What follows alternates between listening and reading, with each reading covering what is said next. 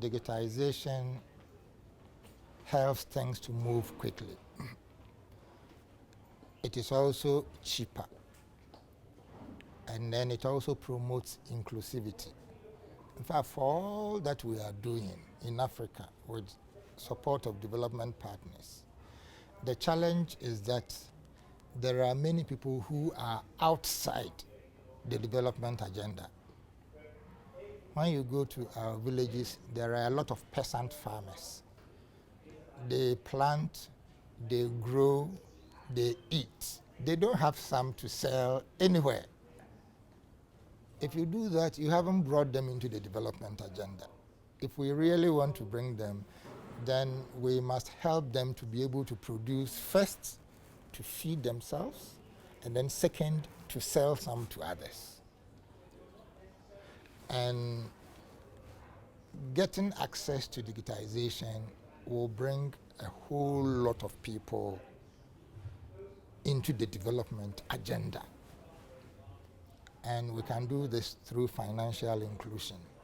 It means that we educate the populace about not only how to get finance, but how to also use it effectively.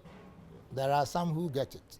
As soon as they get it, they look left, they look right, they buy some few seeds, and then they go and marry again, especially the men.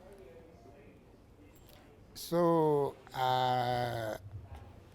we are looking at how digitization can help the flow of finances from the lenders to those in the production or value chain actors area.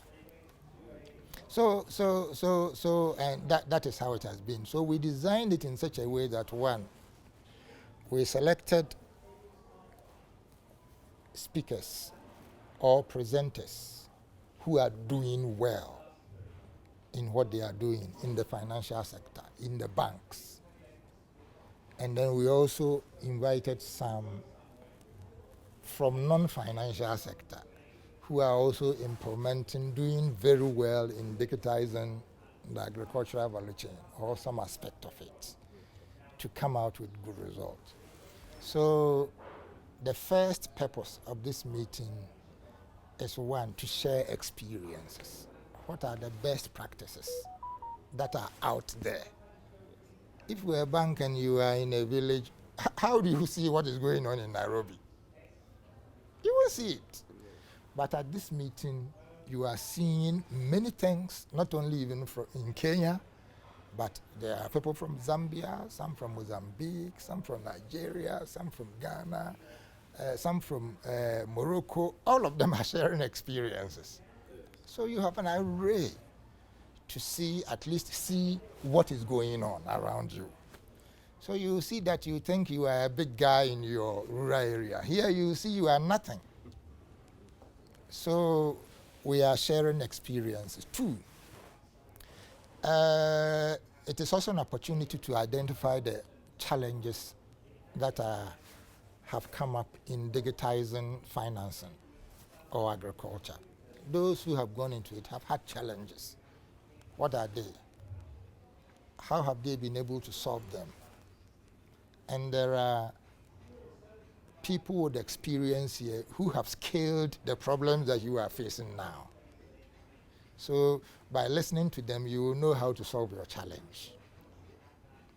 So you see that you are sharing experiences. Now your challenges are being looked at to see how best you can be helped. Now there are also new technologies that are being exposed, which you may not know. Yours may be limited to only the mobile money in the small area. But if you look at the wider sphere of your country, you see that there are many people that you can serve. And this is giving an opportunity. Those who are serving many places, and they are demonstrating this in their presentations for you to see clearly. They use mobile phone, how you click it to people wherever they are to get them involved.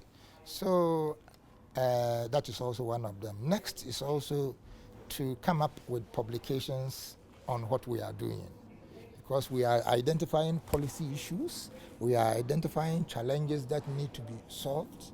So after this, we'll come out with policy issues that we think we can promote to the policymakers to look at it and see what they can do to help the sector.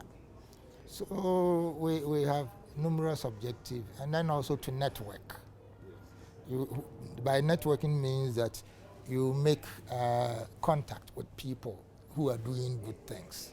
When you go back, you can still be connecting, and they will be showing you what you have to do. So a lot of objectives are embedded in the training.